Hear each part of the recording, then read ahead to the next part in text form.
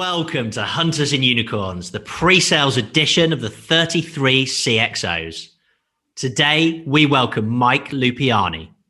Mike is the Director of Enterprise Sales Engineering for North America at BladeLogic and has been integral to 2 successful IPOs and the BMC acquisition of BladeLogic. Discover the mindset required to thrive and grow in a senior leadership role within some of the most demanding technology companies in the world. This is his playbook.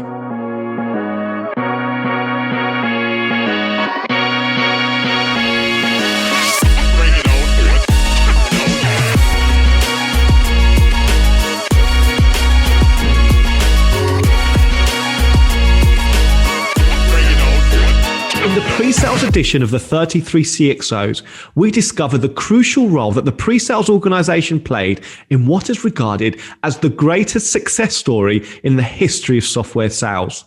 When John McMahon reunited the team at BladeLogic, he had a clear vision to create a sales and pre-sales organization that was in absolute unison. The symbiotic and almost telepathic sales rhythm is the benchmark for best practice. The outcome is not only execution excellence, but a shift to a value mindset which transcends any shift in technology. The pre-sales team now take executive positions at some of the fastest, most disruptive technology companies in the world. What we discover is that John McMahon's vision has not only changed how we sell, it's changed what we sell.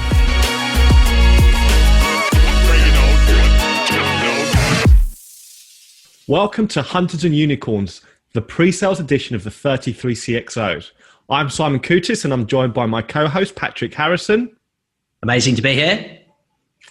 And it's an honor to be joined today by Mike Lupiani. Mike, welcome.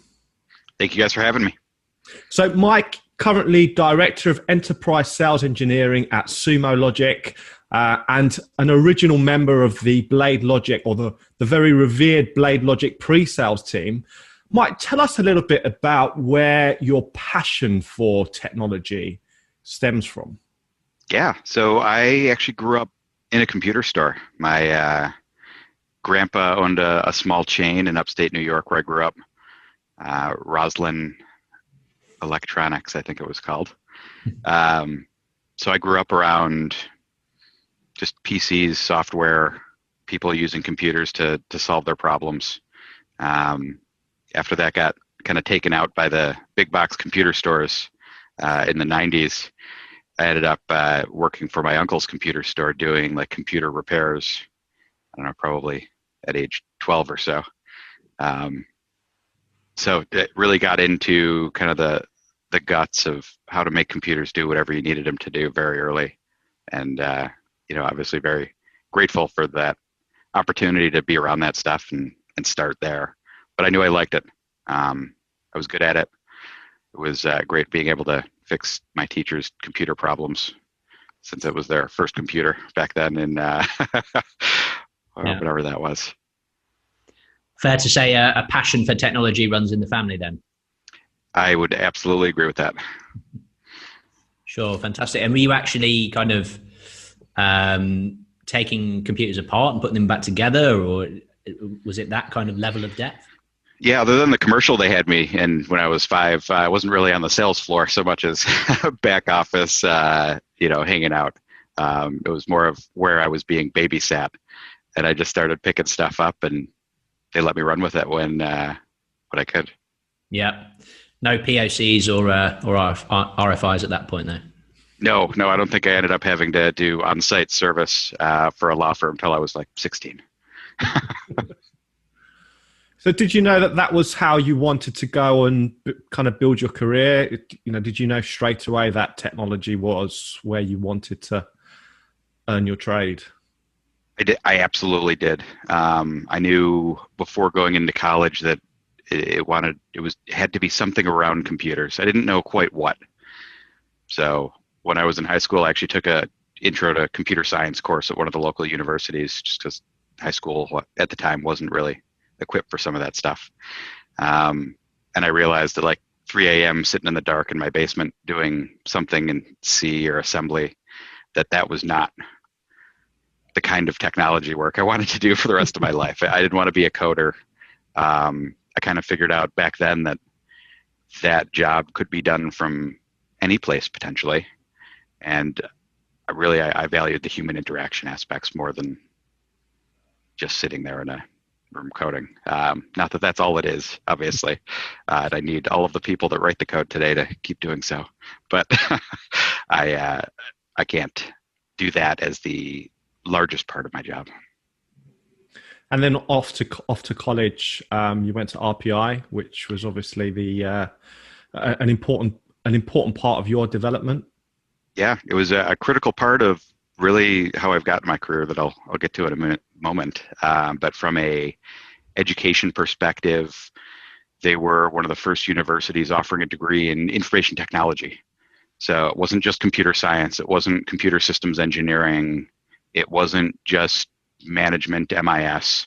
It was really a large mix of both the computer science fundamentals as well as really all the business fundamentals. So it was almost a half comp sci, half management degree, which really spoke to me, again, even back then, as the mix of my personality, right? It wasn't just going to be a programmer. It wasn't just going to be something looking at spreadsheets and doing accounting things, but that mix of attaching the technology to the business, it just worked for me. Mm. And then from there, obviously, you went on to IBM as a senior consultant straight out of college. So you became a consultant straight into IBM. I did. I don't think I started as a senior, but got there relatively quickly after getting in. But from a recruiting perspective, IBM actually pulled a lot of people from RPI. So as a relatively small college, I think when I got to IBM in 2004 or so, 1% of IBM went to RPI, which for a college that only graduates 15,000 kids a year or however many it was, compared to the large state schools and things like that they also recruit heavily from, was pretty impressive to see. Wow. Yeah. Why was IBM a good place for you to kind of go and develop and learn? So it gave me a very good picture of kind of how large business operates. As a kid straight out of college, I had never dealt with customers. I didn't know how to go out to dinner with people, right? And in a professional setting. IBM actually did a really good job of taking a bunch of kids, effectively throwing them into a dorm for a few weeks to teach them how to be a grown-up at meetings and things. That it's just not stuff you can pick up in college. You have to have somebody really kind of show you some of those aspects, right? Understanding some of the simple stuff, like after you have how many drinks with a customer, when do you not go back to the office? Seems like a silly rule, but it was in there in the education. But stuff like that from just taking a raw, again, a bunch of kids at the time, and really walking through how we solve customer problems. Actually learned effectively about the moose principle, and I may be misremembering this one, but understanding the major obstacle overlooked by substantially everyone. Started with some premise of there's a dead moose on the table that nobody talks about. The client, it's their table, their moose, presumptively. You don't want to talk about it, but if you don't bring up the problem that the customer's having and really talk about that dead moose on the table, you're never going to solve their problem. The fact that there's a moose on the table. It seems like a silly illustration. It was even like a little comic strip, but that kind of stuck with me, that somebody has to bring up the thing that isn't right if you want to fix it. And for our viewers, maybe in consultancy positions at the moment, I know obviously it's a fairly broad term within the world of technology. Were you quite hands-on in that role, or were there pre-sales elements to it, or was it quite different to your transition into pre-sales? It was quite different. I think the one thing that at the end of the day didn't work out so well for me at IBM was the place that they put me from what I was doing job responsibility perspective. So they had me doing supply chain operations and strategy consulting, which was a little bit too far away from the tech for me. I got to do a lot of tech things as part of that, but it was adjacent to what I really wanted to do. And frequently when there was a technology solution to a problem, it wasn't my role or capability to execute on that. So that was one of the reasons that when the opportunity came to make a change, I did. Did you know what you wanted to do? No, I had no idea that sales engineering was a thing at this point in my life. I actually got a call from, I think, somebody else that you've spoken with or will be, Sahir Azam, who's one of my fraternity brothers from college. And he had called me a couple times, said, you got to get out of IBM. We're doing some cool stuff over here. It's a good team. It's a good product. You'd love it. Just come take a look at it. And I kind of blew him off for a while because I'd never heard of this company. Didn't know what a sales engineer was yet. And obviously, I, in hindsight, wish I had taken one of those first calls and dug in deeper much earlier than I ended up joining the org. Because unfortunately, while you mentioned me as one of the original, I don't consider myself one of the original BladeLogic sales engineering team. There was so much of a crew built by the time I got there that was operating as a well-oiled machine that I kind of dropped into and learned from that, I don't know, I don't consider myself that original side, although I was there before we went public and got acquired. So it's an interesting point, Mike, around moving into sales engineering. Initially, you didn't know what that was. You didn't consider it at the time, and also obviously there's the startup nature of BladeLogic as well. Did the term sales engineer make you think this is too commercial, too far away from the tech, or what were your initial reservations? I was scared of sales a little bit, I think, just as a construct. I think that's something that a lot of technical people are afraid of, that word at the beginning of sales engineer. Yeah. There's so many other phrases that would be a better description for the job, from making it fit into their brains to get them started on it. Problem solver, quick thinker, somebody execute, all sorts of things that define what sales engineers do all day. Yep. That sales is an absolutely critical aspect of it, right? We have to make the company successful, but that's an end result of doing all of the things that sales engineers do. It's not the whole thing. Yeah. Yeah, absolutely. And I guess you must have that conversation on the other side of the fence quite a lot nowadays. Absolutely. Yeah. I've actually gone and talked to a few different groups of students that they're looking for what they want to do, and people should know that sales engineering is a thing that lets people use some of their best qualities, right? Their passion for technology, their ability to interact with people and solve problems. It's a good combination of things for people that have that right mindset for it and the right personality to execute on it. Yeah, absolutely.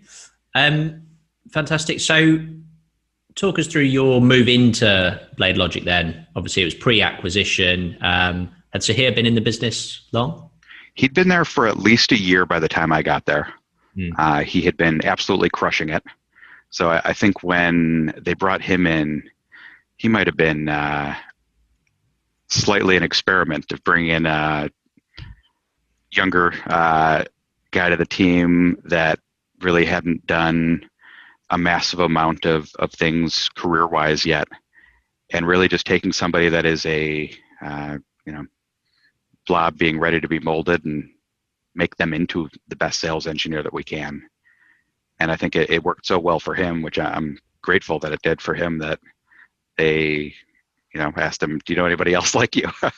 So again, extremely grateful to have been given that opportunity and had a good friend that could tell me what this was and get me into it from that perspective. And how was that initial transition for you? So did it feel natural, unnatural for you at the beginning? How long did it take for you to really find your stride? Let's see. That's a good question. The work part of it felt natural. The ability to, I think I went on a POC my first or second week, right? That's how training and onboarding was at BladeLogic. It was, okay, you work here now, and now you're going to start doing work. Obviously, there was new hire training and stuff that came a couple of weeks after that and learning more of the sales things, but it was immediately shadowing, going on demos, which at the time at BladeLogic were 6 or 7 demos a day, or if you were traveling, maybe only 2 or 3 demos a day, possibly in different cities, which was interesting in an entirely on-site meeting format at the time, to start your day off with a meeting in Boston, do one in New York, and end up with a dinner in Toronto. That I don't think many people are doing that level of velocity now of in-person critical meetings. But it was a good way to get going. And again, immediately into POC demo training, we had a good sense of quality control around making sure that those demos were right, and a big review process before anybody ever got in the field. So I remember being afraid of whether Tim Fessenden would approve my demo or not before I could go out and actually give it to a customer.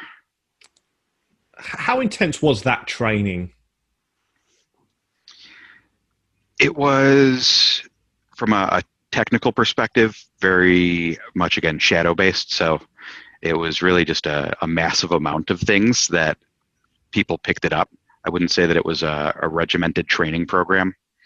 Of, you come in, you do these things for this week, these things for this week, and then 4 weeks in, you are done. It was very much, you're going to go do all of the things that we need to do. You're going to learn it, and then ultimately, let's review the demonstration with my hiring manager at the time was Damon Miller.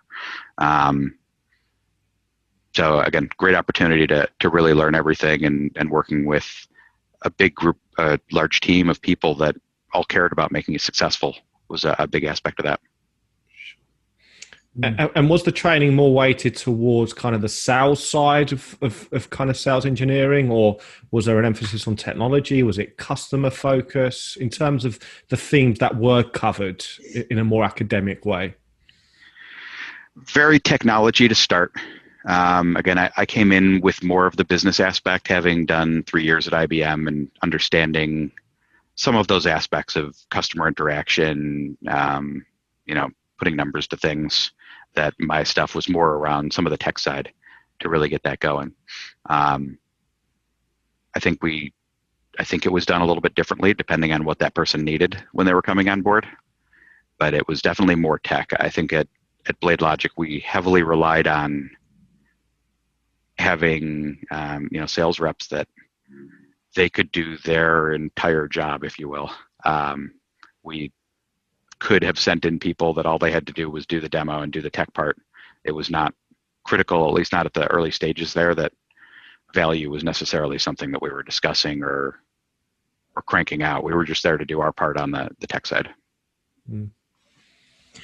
And obviously, having spoken to a few members now of the founding team as well, I don't believe a lot of people came into the business with prior pre-sales experience. It was more strong technical individuals. Was that the nature of the product or the industry at the time? What are your thoughts on that? Yeah, I mean, that product touched so many different pieces of technology in so many different ways. It had to do whatever a server could do for every operating system that existed, for every size of customer, and it had to do it well because everything that it was doing was mission critical. So it touched so much that we really needed those tech chops. Again, from my understanding later, I didn't necessarily understand what aspect of me made me a good fit on my way in. Just that after having kind of gone through the review with Damon and Sahir, that they thought I'd be it. But really getting that combination of technology, technical learning abilities, right? The ability to learn new stuff. There's nobody that knew all of those things already. You had to have somebody that was an open kind of moldable, again, object there of learning all that stuff. But then the right personality is obviously critical. Not everybody that is good at doing technology makes a good sales engineer. Because again, the people interaction is such a large aspect of what we are doing. Mm. Yeah, fantastic. So when you joined, obviously, it was kind of the year leading up to the IPO. So the team was pretty much in kind of full rhythm. When we've spoken previously, you said it was, pure success at that time. Just tell us about your early memories of being part of that team.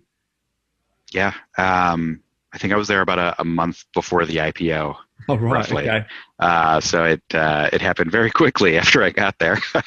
But from a success perspective, came in, again, was there barely a month, I think, if my mental calendar is working right, of getting our name out there, from going public, going IPO, again, being effectively in front of customers. We had brand recognition already. That wasn't something that I was building up at the time. Not everybody obviously had heard of us, but it was a big enough thing that we didn't have to explain to everybody who we were, at least not every time. From a success perspective, again, walking into POCs that had already been spun up, learning about kind of the discovery process wasn't something that happened for me early there. Sales engineers weren't a big part of that early discovery at BladeLogic. Again, it was really on the reps to get things going very early in that cycle. And by the time it got to a sales engineer, it was a pretty well qualified possible opportunity. They had weeded out the bad fits already. So it was really right into something that was probably real. And we were selling something that it had a easy ROI. Automation, there's some benefits of selling an automation solution that make it very compatible with a purchasing motion. Mm. So obviously John McMahon at that moment was at the helm, full rhythm. What were your experiences of him and how influential he was at the kind of operating rhythm across that entire kind of sales go-to-market and actually the wider functions within BladeLogic? Yeah, definitely intensity.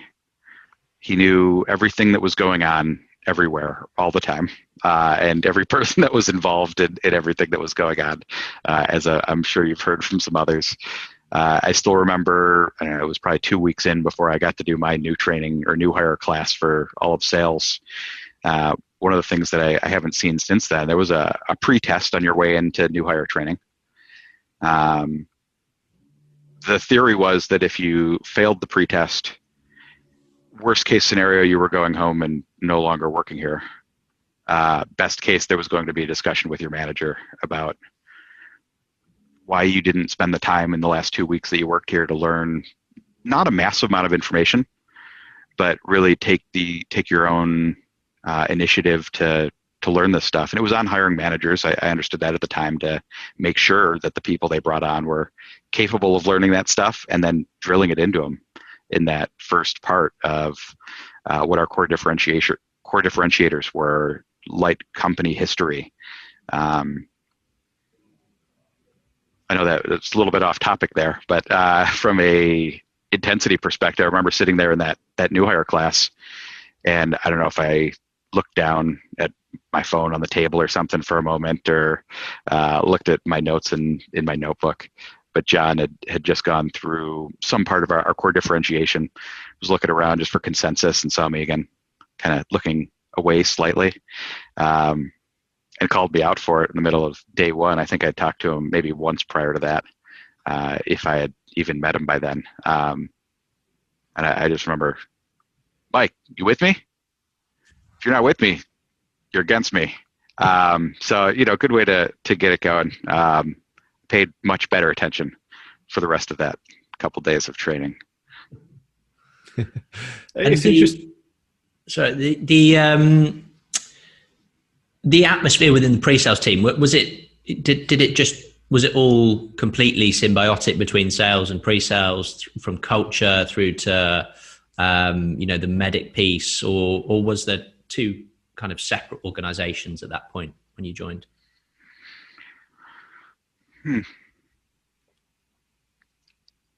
It definitely wasn't just one big cohesive org. We were absolutely part of the sales org, and there was no question about that. But within kind of the regional team, obviously there was the sales engineers and the sales reps. And for the most part, we did everything together. There was no success that was for one part of the team. Success was everybody's. The work was everybody's. The more I'm thinking about it, it was actually a pretty good single team. But we, from an education perspective, from a roles and responsibilities perspective, that's where it separated. That we were one team, but people had their lane of what they were doing, what their responsibility to make successful was, or to make sure it got done. That was the thing I think that threw my brain into the separate teams. But really at the core, it was one solid object, right? It was one QBR with the entire team there. So I still keep in touch with many of the sales reps that I worked with back then, as well as sales engineers. So it was very, very cohesive, to correct myself.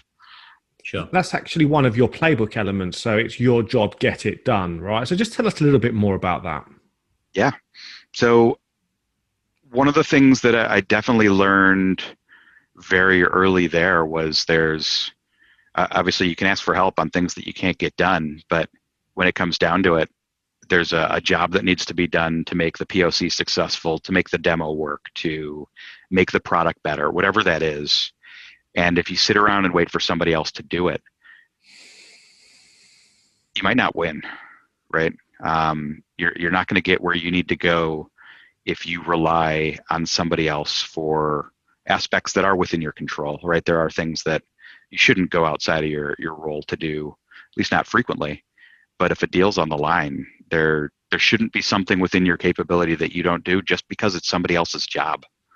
It's one of the things that I've taken to a leadership perspective as I grew into that later, of understanding that I can't use the excuse that I haven't hired that person to do that job yet, right?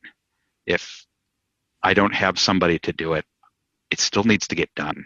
And it might mean that I end up doing something that is more of an IC responsibility, but that's my team's job to get it done. And that was kind of how I got brought up under Damon Miller, again, probably the best example of that.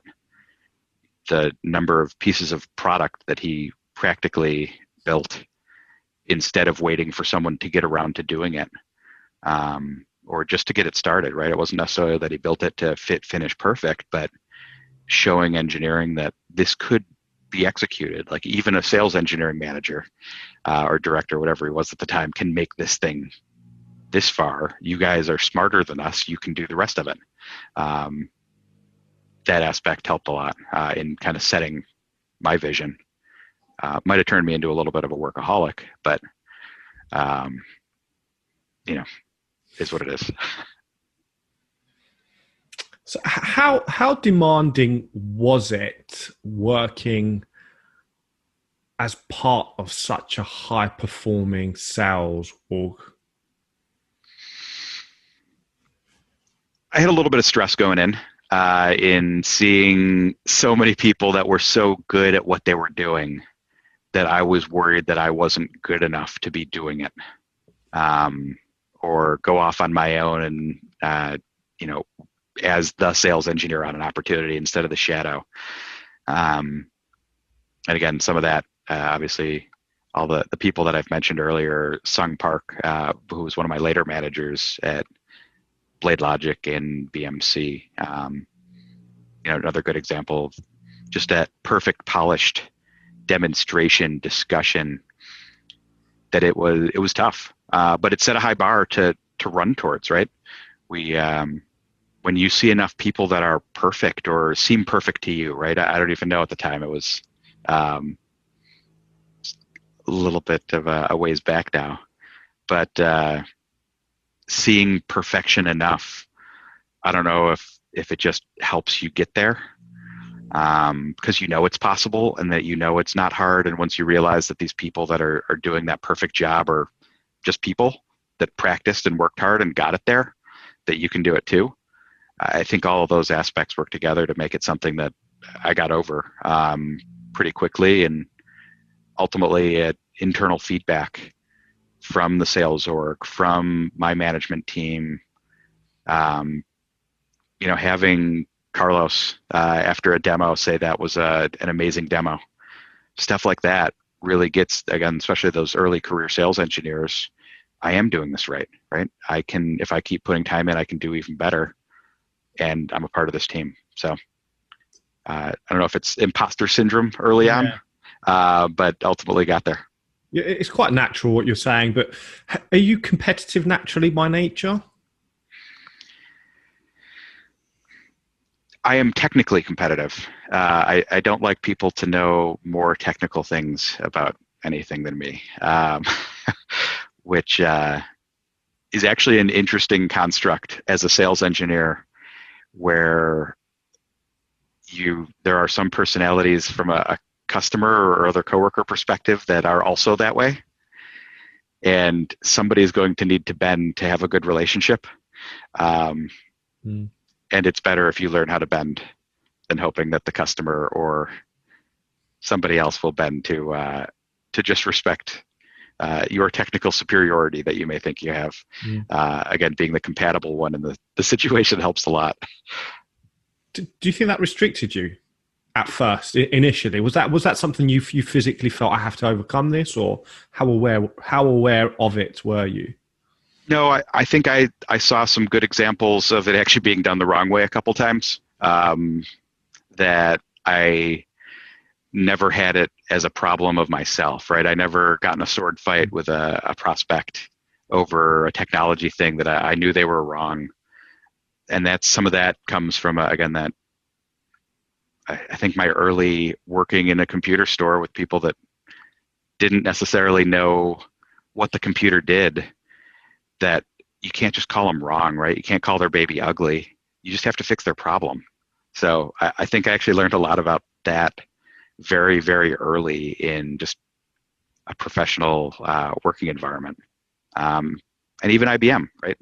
So I definitely am a accumulation of all the stuff and all my experiences over that time, but it wasn't by the time I got there, it wasn't something I had to deal with as a problem.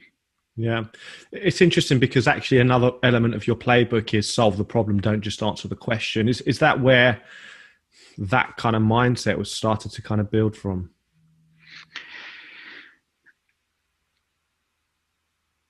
I think it has to be.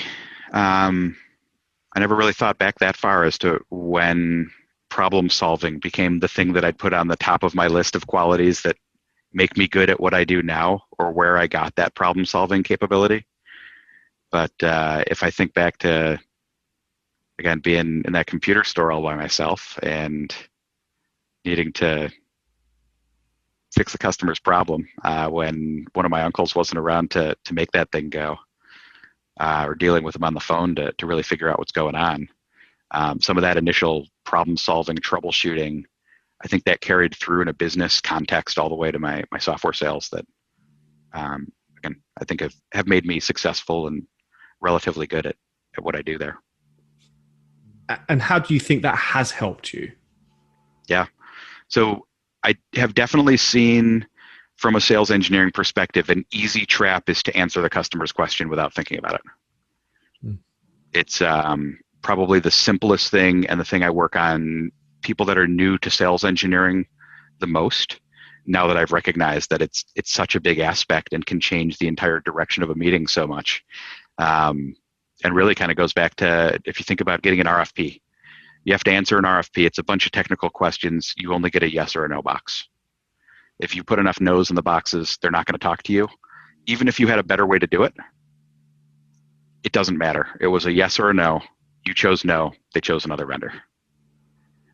If you look at it that way, that's also how every question they're asking you is, where if the answer to their question is no, but we actually have a better way to do it, possibly if you dig a little bit deeper and ask them why they're asking that question, that can make all the difference, right? Why do you want something that does this thing that, as far as we know, no other product does that, or maybe a bunch of them do, but why would you want to do that? That doesn't necessarily make sense to me. Understanding that deeper problem, and then maybe your product does have a solution. It's just not that solution. Sure. And when in a broader context, Mike, when you joined BladeLogic and the IPO happened shortly after, was there a sense of how momentous it was, or how big an impact the whole story could have on the industry, in your opinion?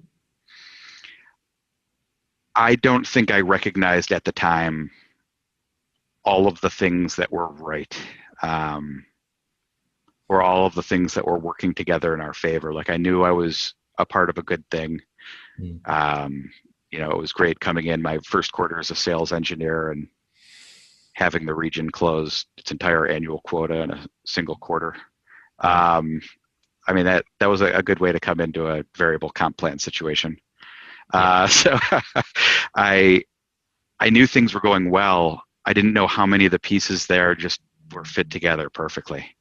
And again, I know that there was some things that happened before I got there. It wasn't always dreams and success all the way along that path, right? There was some rough quarters. There was other things that I again heard about them from others. When I asked, hey, is it always like this? So there was a lot of hard work that went into making that org there, that even years later, I think back to some of the stuff that I either wish I had again sometimes, or ways that I can help my org get to some of the things there that were perfect, that I wish I could have written all of those things down of how we did everything.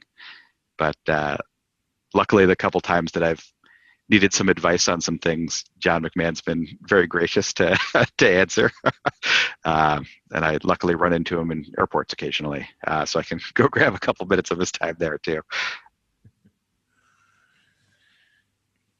Fantastic. So obviously, shortly after the IPO, the company was then delisted, I guess, and acquired by BMC. Talk us through that from your perspective. Obviously, you hadn't been in the organization a long time. You'd been part of this rapidly growing team, and then all of a sudden you're part of one of the largest software companies in the world. Yeah. So I think this is actually one of the things that IBM very much prepared me for. So I went from a 300,000 person company down to, I think it was 200 and something or 300 when I got to BladeLogic. Yeah. And then ultimately acquired again in the mid 300s by BMC, which only had 6,000 employees. So in comparison, there was a lot of people that were afraid, that were not big company people. I wasn't afraid of that from that aspect. I knew how to follow corporate policies on things. IBM had nothing, if not extra policies. So none of that stuff scared me. Having some people that I very much respected leave the org somewhat early there, wasn't optimal. Just some of the people that are not compatible or don't derive fun out of running something as part of a machine as a cog, but really want to build constantly. That I wasn't quite ready to leave yet. I stuck around BMC probably one of the longest. Not the longest, but one of the last remaining bastions of BladeLogic. But from a big company perspective, we came in originally, it was a little weird. We had our first kickoff down at, Nashville, Tennessee. Was our first kickoff when technically we weren't actually owned by BMC till like the third day of sales kickoff. So they kept us separate until that was done. And then we were all part of the big family again. But it was definitely an experience coming in from a place that the company wasn't as large as it was. The whole company was 1/5 of the size of the sales org at BMC when we got there. So that was a little bit of a shock. But again, nothing, I wasn't scared about the org. Yeah. And from a pre-sales perspective, did you transition quite quickly into more of a solution sell than a point product such as BladeLogic? So we definitely stayed very much within our pillar. So BladeLogic became kind of the automation cornerstone, if you will, fitted in with Atrium Orchestrator eventually, and a network automation tool that I think at some point they called it BladeLogic for networks, which I pointed out is kind of like the chicken whopper. But we got through pretty well by staying within that channel. Part of BMC's sales engineering promotion process that, again, Sung Park was my manager for a large part of that part of my career, and gave me a lot around some of the things I could do better around interacting with people, how I execute on that sales process, how I carry myself, things like that. Again, as a young kid, still somewhat new to the sales game, even at that point, or still very new, sorry. Got me a few of those promotions along that path. But at the top end there, the principal sales engineer, principal software consultant, they called it, one of those aspects was learning the rest of the product lines. So being able to be an expert in yours, but be able to be conversant and be able to really discuss and talk about the entire BMC portfolio. So it was nice being able to do all of that and, go through 15 products on we call it the Death Star, the wheel of all of the products BMC had in different divisions with customers to really figure out where did we fit in, because maybe we showed up to the wrong meeting, right? That happened at BMC. We showed up, we thought they wanted server patching, they wanted to talk about help desk, they wanted to talk about monitoring. Big companies, wrong people, wires get crossed, is what it is. But we still had to be able to have the meeting. So it was good to grow outside of that automation space. Mm. So all of a sudden, you're not just finding pain relative to an automation product. You can find pains across the whole enterprise infrastructure. Absolutely. And understanding kind of how those things fit together. So I don't know if I'd call this one luck, but I got to be a part of some of the first proof of concepts where BMC really glued everything they had together as something to look like a product, to do large scale cloud automation. Again, everything from the automation through a service desk ticket to request a VM, that there was a lot of glue, spit, and duct tape involved there. But one of the best POCs we've ever done, right? 10 people on site for 3 weeks, making that thing go. And that eventually turned into a product that BMC sold a decent chunk of. Wow. And for our viewers who are maybe considering moving to a company with a larger portfolio, having been with startups or anyone going through an acquisition, what are the key skills, do you think, for someone to transition into that more solution-driven or wider portfolio mindset?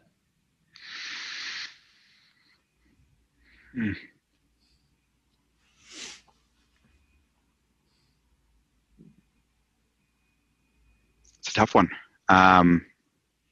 Just to be open to learning at a various pace on each part of it, right? So you can't be an expert on every product. It's just not possible. So being able to learn the parts that matter, and this is where having a good both marketing team and sales enablement team at organizations that really have that done well, where they're teaching you just enough as you get going on each of the product lines to know what it does, to know where you need to dig deeper. That's a big aspect of it. But just don't try to become an expert on each thing one by one. Try to learn a little bit about each thing so that you understand, at least from a discussion perspective, what all those things do. Yeah. So try and understand from a conceptual level so you can at least talk about the whole portfolio. Yep, absolutely. So 7 years at BMC. So you entered as a kind of a consultant, made your way through to principal, 2012, 2015, and then you decided it was time to move on and join Sumo Logic. Why was that the right time for you to move on, and what is it that brought you to join Sumo Logic? Yeah. So let's see. One of the reasons I hadn't left earlier, a lot of my coworkers, friends had left much earlier than that. Some of them, I think, had done enough in their learning how to be a good sales engineer that they were already at the point that it took me a little bit to get there, right? I think I've done everything I can do here. From a career growth, from a making myself better at what I'm doing perspective, that I really wanted to go and do something else. So I was actually doing a BladeLogic proof of concept for a customer that they needed to provision more Splunk servers. And that was actually something that they were willing to invest in, buying BladeLogic, more licenses of it, to provision Splunk to handle their logs better and be able to pop more servers out there. It did make me ask the question of, there has to be a better way than this. At the time, coincidentally, I started having some discussions with Damon Miller, who actually hired me again at Sumo Logic, about what they were doing, and the stuff didn't really click together until I realized that there were things that needed to be fixed in that space, that similarly to what kind of ServiceNow did to Remedy, we had an opportunity to do that to an incumbent vendor on the log management side there at Sumo Logic. And so you joined Sumo Logic. How challenging was the transition technically from what you were doing to the themes that you were having to kind of cover within Sumo Logic? So that one was a little easier. The interesting things about Sumo, again, it very much needed people to be able to be an all-purpose technical solution to problems, right? Whatever the operating system, whatever the application, and that was how it was at BladeLogic. So the ability to go and it's a different aspect, right? You're no longer automating provisioning a server or fixing a server or doing a compliance scan. Instead, you're looking at the logs coming out of it. But all that knowledge transferred pretty well, which is why a large chunk of people from a sales engineering perspective from BladeLogic at one point or another did go through Sumo or are still there and had been relatively successful in doing so. So that was an easy transition, other than adding on some of the cloud stuff that BMC just hadn't really gotten to yet. So that was the biggest learning curve, was being able to speak native cloud as opposed to just enterprises that were running some servers in the cloud. And there was a large contingent of ex-BladeLogic pre-sales engineers and sales leadership throughout Sumo Logic. Did that again make that transition a lot easier from a process perspective and from a sales pre-sales rhythm perspective? Very much so. Having all sorts of great examples of people at Sumo that again had already been through similar process and kind of were already speaking the same language. It wasn't really a new thing so much as we're selling a different product, but doing things slightly different way, doing things basically the same way. Again, obviously with the differences taken into account for selling a cloud SaaS solution being a little different than an on-prem everything but cloud solution.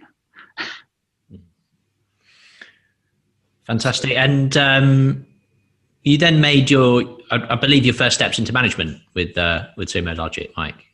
I did. Yeah.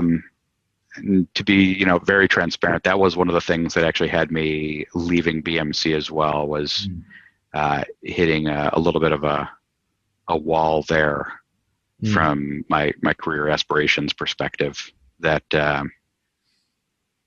just wasn't a good mix of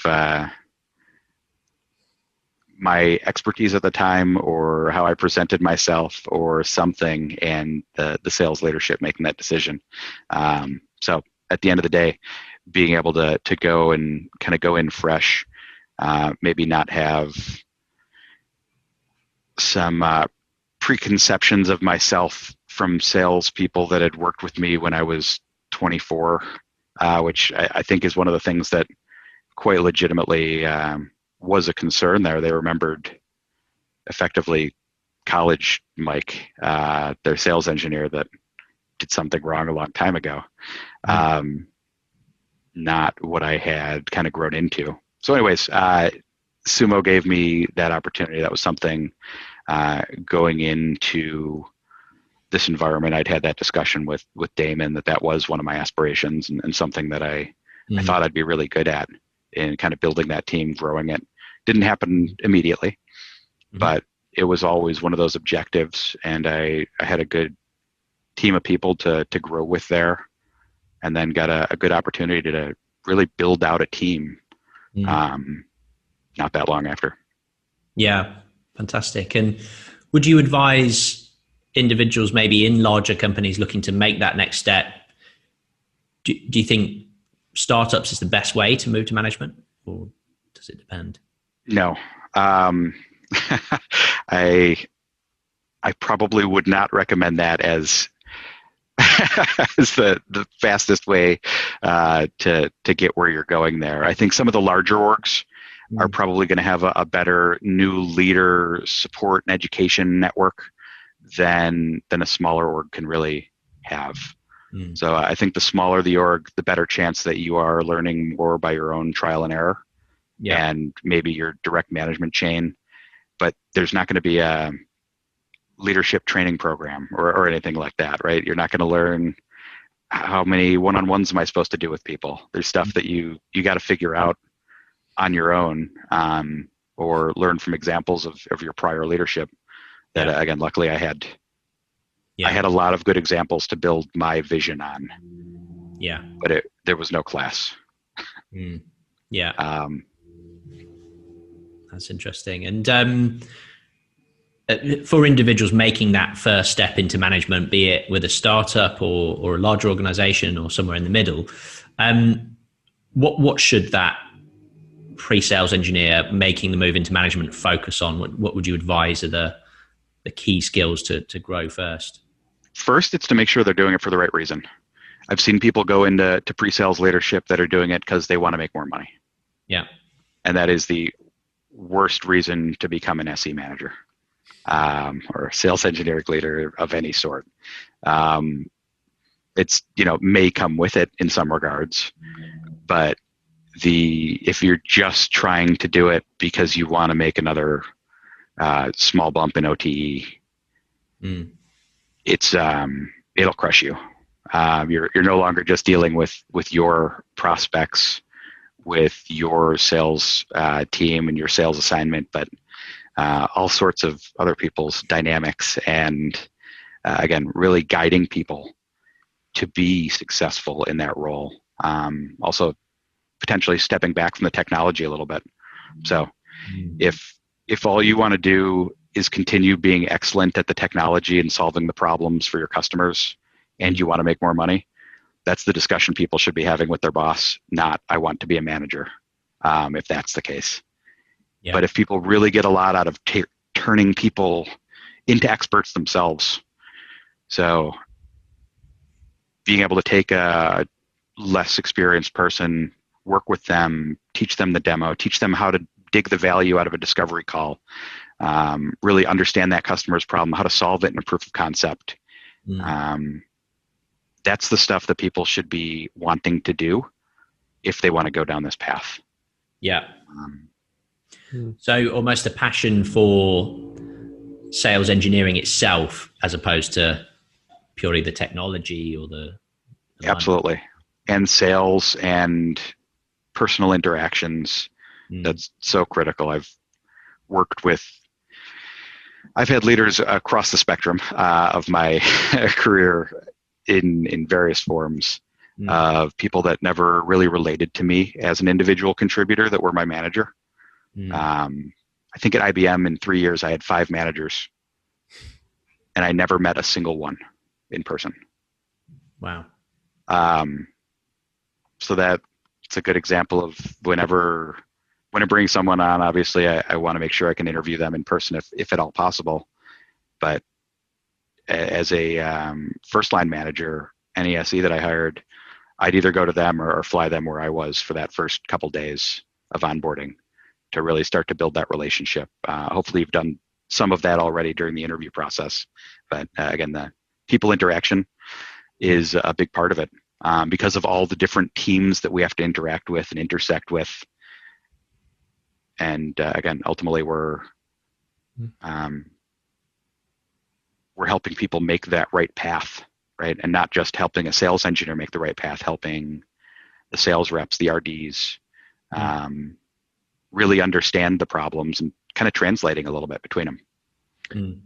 How did you find that part? So actually having to now teach a lot of these principles around, value selling, problem solving, a lot of the things that you've obviously learned as part of the various playbooks that you've been part on, you now obviously need to teach that. How have you found that, and how has that enhanced your understanding of those concepts?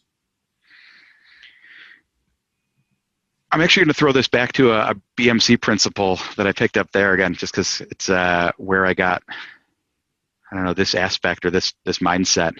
So we had a construct there that the evolution of a sales engineer was explain, demo, prove. So first you got to be able to explain the product, then you need to be able to demonstrate it, then you need to be able to prove that it works for the customer. Seems relatively simple at the core. But one of the things I realized very early was until you could do a demo of the product, you couldn't really explain it well. And until you could prove the product worked in a POC, you can't really give a good demo because you're going to be stuck on that script, right? Of if I click off the screen in this point, I don't know where I'm going. I don't know how to get back. I don't know what it does. When you can prove it, when you know it at that level of technical depth, you can go back and really show somebody and go off script, tell them how it solves their problem. I'm going to now apply this on the other side of how does that work with teaching people how to do the sales process. It's kind of like that. I've seen people try to teach people how to do something that they haven't done enough of themselves. And it never clicks the same as talking to somebody that truly has done that already and is speaking from their experience. So being able to take that, experience having done a bunch of it, hopefully having a bunch of people not make the same mistakes that I made at some point. Trying to get those stories in there as to if you do that, it's not likely to lead to success because of this. Like, feel free to try it and fail for yourself if you want. I think that's a big aspect that really helps guys get going a little bit faster. Yeah, great. And there seems to be obviously lots of fascinating things to come from the BladeLogic story, but a culture of mentorship from a management style and probably mindset as well. Is that something you've taken into your management style and benefited from yourself? Yeah, I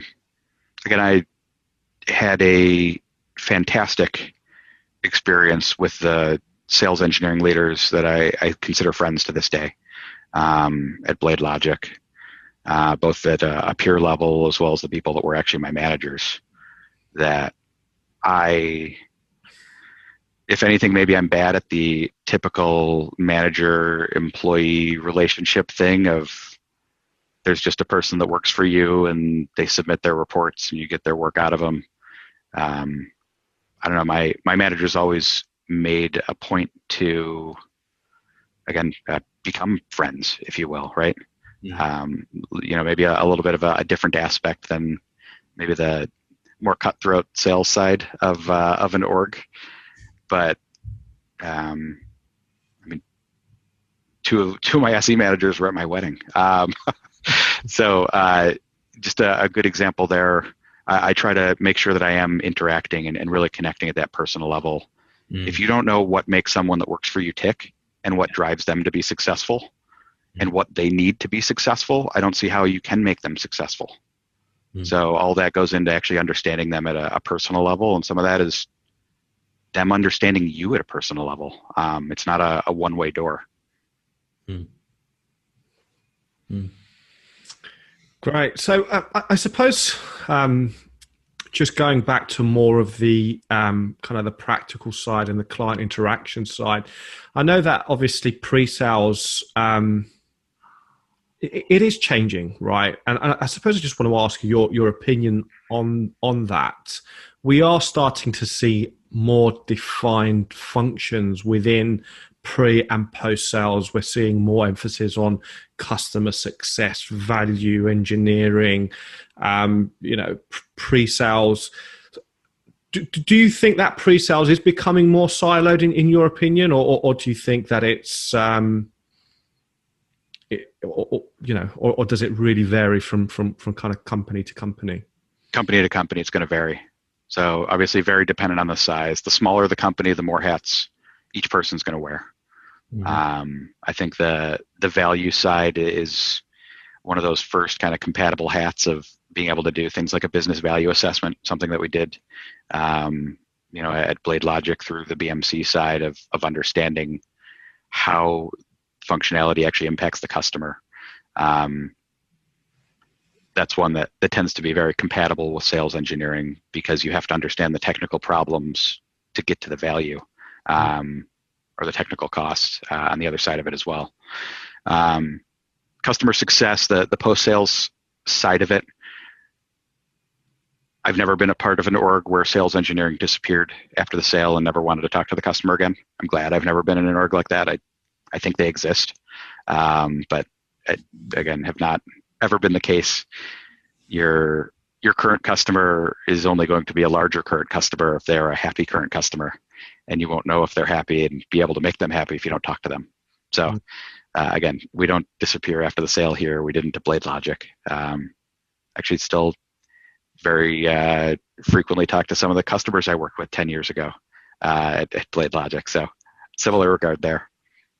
So I know that the 3 whys is obviously a key element of your playbook as well. So just tell us a little bit about how that kind of ties in.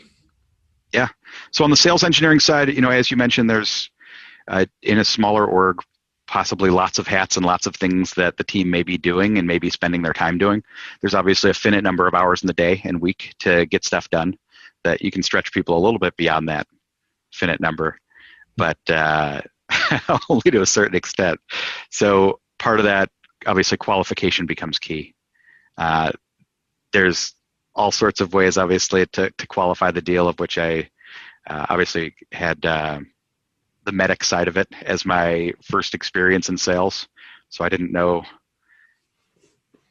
that there was another method until very, very much later in my sales career. But really doing that qualification of why, again, why buy anything, why buy the product you're selling, and why buy it now.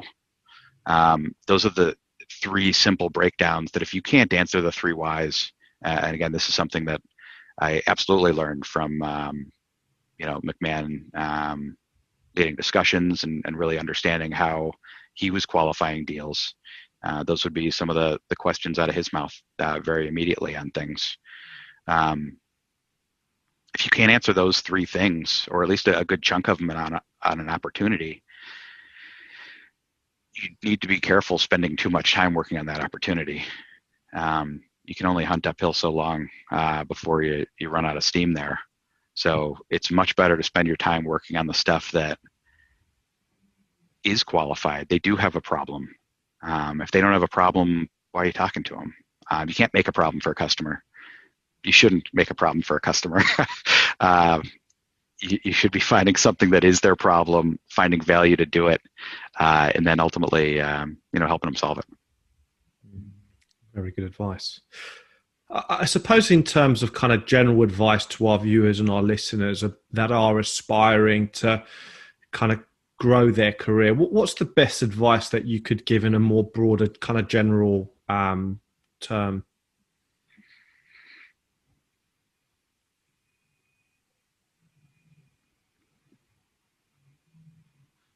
So it's not don't say no to doing stuff, even if it's outside of your role, because there are things. It's actually something I've been trying to do better at is say no more to things. But making sure that you are part of the solution to whatever the problem is. Again, in a smaller org, it's going to be more things that you have to do. But being that person that's known as a go-to as a problem solver, I've never seen a problem solver not be missed if they left an org, or obviously from a leadership level, the all-purpose problem solver is going to have a lot less pushback in a room if you're trying to get him a promotion or a raise, or her promotion or a raise. That at the end of the day, just being able to again be compatible with people and focusing on making sure that you are adding that value seems silly and basic, but you want to be the person people go to for things. Or it's also possible that's just part of my personality that's baked in to me. But I've seen the people that, again, people look for in an org tend to obviously rise higher than the people that nobody's really sure what they do. Yeah, absolutely. So as a final question, we ask, as part of the pre-sale series, what technology or area of innovation do you think is going to have the biggest impact on business over the next decade?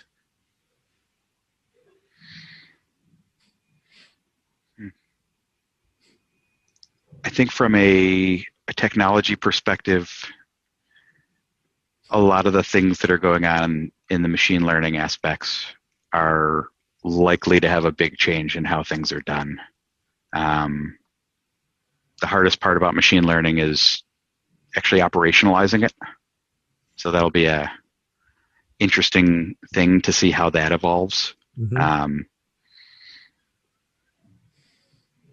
But I definitely see that aspect. Again, just the deep learning capabilities that people can do with a video card now are a little ridiculous. So seeing that grow and having more software that figures out kind of your problem or figures out what it's doing itself instead of somebody telling it what to do. I think I see that as kind of a general flow here, especially with just all the massive amounts of data that are being generated. Great. Well, I think this is probably a good time for us to really kind of summarize on what we've heard today. And first of all, just want to start off by saying a big thank you. But I suppose in terms of, we've obviously heard some really, really interesting things during this session today. But I think what's really stuck out at me in particular is the fact that you're in an industry where finding value is so key. And what I found fascinating today was that it wasn't until you reflected on what you were doing, perhaps as a child, working in that computer store where you had to fix problems. And a lot of the time you were fixing problems that people didn't really understand what they needed fixing. And I think that whole mindset is something which has really completely transcended everything that you've kind of gone on to achieve. And I think that mindset of don't just answer questions, solve problems. And by solving the problems and attaching yourself to that value is ultimately what has really helped you continue to grow. And it will continue to help you grow in every aspect of the job that you do. So I suppose as a bit of a summary, I just want to say a big thank you. It's been a great speaking to you. Thank you so much for taking the time to speak with us today. And we've really thoroughly enjoyed talking with you. And I'm sure our listeners and our viewers have done so too. Excellent. Thank you guys very much for your time. I hope I was able to add something to somebody's day that is watching this later. Yeah, thank you so much, Mike. It's been extremely informative, insightful, and brilliant to talk to you. Thank you. Great. So for our listeners and our viewers, we hope you've enjoyed today's session. Please remember to subscribe. There's lots and lots of content available on our blog page, so please do check out somuchsoap.com/blog. And we'd love to hear from you. Please do get in touch with us. And we hope that you join us for another session soon. Thank you very much.